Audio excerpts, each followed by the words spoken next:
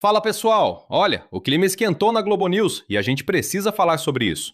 A Malu Gaspar tentou aquela velha tática de carimbar tudo que o governo faz como eleitoreiro, ignorando que o povo está morrendo na ponta, mas o Otávio Guedes não deixou barato. Ele deu uma verdadeira aula, uma lapada histórica, mostrando que enquanto a direita quer o extermínio, o governo Lula está indo onde dói, no bolso do crime organizado. Mas será que isso basta? Vem conferir essa análise porque o bicho pegou. Programa lançado, programa importante para o governo, ano de eleição, precisa de um discurso do combate à violência, que é uma das principais questões do Brasil hoje, do eleitor. E o Congresso, de certa maneira, também sabe disso e também não quer dar para o presidente um pacote no ano eleitoral, que é a aprovação da PEC da segurança. Então o governo está correndo pelos lados, gente, e esse programa anunciado hoje, ele é feito por decreto. Isso significa que não precisa do Congresso. O Congresso, na prática, pode derrubar, mas para começar a valer, não precisa do Congresso. Pois é, Júlia, isso é o mal de você não ter um plano de longo prazo, né? Você querer fazer de última hora um plano que é feito sob encomenda para a eleição. A questão da PEC da segurança pública, ela é antiga, mas esse plano que o governo está anunciando agora não depende da PEC de segurança pública. Uma coisa é a questão do Ministério da Segurança Pública, coordenação de ações, mas tem outras coisas que podem ser feitas e que não estão sendo feitas porque não tem um plano. A gente sempre discute aqui essa questão da falta de prioridade do governo para essa questão da segurança pública. Agora o governo Lula está propondo 11 bilhões de financiamento. Quer dizer, a impressão que a gente tem é que toda vez que começa a pressão eleitoral, a gente sabe que essa é uma pauta cara ao eleitor, as pessoas que estão sofrendo a pressão do agravamento da criminalidade. Aí vem o governo propõe alguma coisa. Mas nós estamos aqui em maio, o Congresso vai entrar em recesso. Vamos supor que o Congresso quisesse muito aprovar uma PEC. É muito difícil aprovar uma PEC, uma proposta de emenda constitucional, em 2 meses. Mesmo que houvesse muita boa vontade, é um governo que tem oposição. Então, já seria difícil. Se você condicionar a execução de ações e políticas públicas à PEC da segurança pública, é a mesma coisa que dizer que não vai fazer nada. Então, fica um plano cada vez com uma cara mais eleitoreira. Mas o governo mandou a PEC da segurança, já né? Tem tempo. O Congresso, o Senado especificamente, está segurando. Então, aí é natural que o governo, Otávio, busque outras saídas, porque assim, vai ficar lá dependendo do Congresso também. Ok, que tem a conotação eleitoral, né? É claro, mas assim, se o Congresso não está fazendo, vamos correr por fora. Isso, né? Já deveria estar sendo pensado, né? Porque tem quanto tempo que está segurando a PEC da segurança pública? Já tem mais de um ano. Mais de ano, acho que foi enviado no ano passado. Eu vou falar de uma maneira geral, assim. Na minha opinião, o governo Lula fez as 2 operações, se não as mais importantes, uma das mais importantes para combater o crime organizado. Combustível, São Paulo estava com PCC,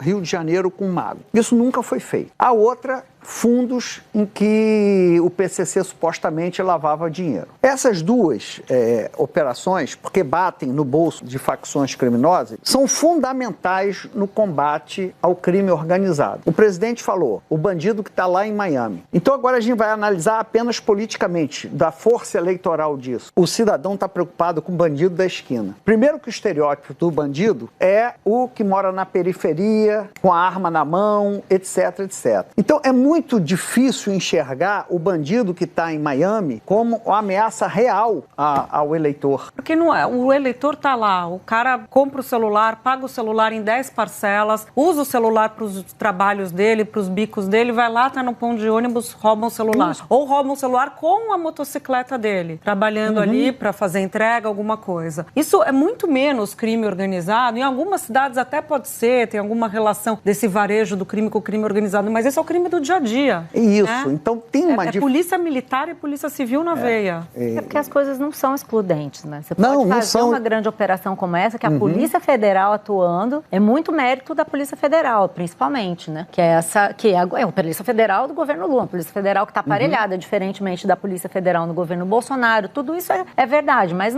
uma coisa não exclui a outra. Não são excludentes, mas do ponto de vista eleitoral, que é a minha análise, o crime da esquina é o que bate, é o que preocupa o eleitor. Sim. Sim. Entendeu? Se pegar o Ricardo Magro, que é o maior sonegador de impostos desse país, trouxer de Miami para o Brasil, é um feito muito grande, muito importante. Mas o eleitor quer também o ladrão da esquina. Então está se criando aqui uma divisão entre direita e esquerda, né? A extrema-direita propõe soluções demagógicas, que é matar bandido, e matar bandido dá voto, nesse país, e a esquerda mirando o crime financeiro. E realmente não são excludentes. E tem um fator que eu não estou vendo ninguém atuar. A gente falou sobre isso, ninguém falar, que é o domínio territorial, grandes áreas sobre o tráfico, né? 68 milhões de pessoas atingidas. 30 milhões de pessoas vivendo sob alguma 40% da população, exatamente. Então, 80 milhões. Esse é o bandido que o eleitor enxerga. É o bandido que está cobrando a internet, está cobrando o transporte, está cobrando o gás. Então, infelizmente, a gente tem a extrema-direita que oferecendo soluções demagógicas, né? E a esquerda com a sua tradicional dificuldade em abordar o tema da segurança. Tanto que Bolsonaro acaba com o Ministério da Segurança e o Lula não implementa a promessa de campanha de implementar o Ministério da Segurança, por motivos diferentes. Bolsonaro, porque acredita que a solução é deixar a polícia agir sem controle, porque bandido bom é bandido morto. E o Ministério da Segurança, você começa a criar mecanismos de controle sobre a polícia. Por isso que eles detestam. Eles detestam, por exemplo, Flávio Bolsonaro empregava no gabinete dele parentes do Adriano da Nóbrega, é o chefe do escritório do crime. Porque eles acreditam que esse negócio de extermínio, mesmo que faça ali um negócio ou outro, não tem problema, que bandido bom é bandido morto. E a esquerda, por sua vez, o Lula não criou o Ministério da Segurança porque a esquerda tinha temor que isso vá parar na mão da bancada da bala. Então, assim,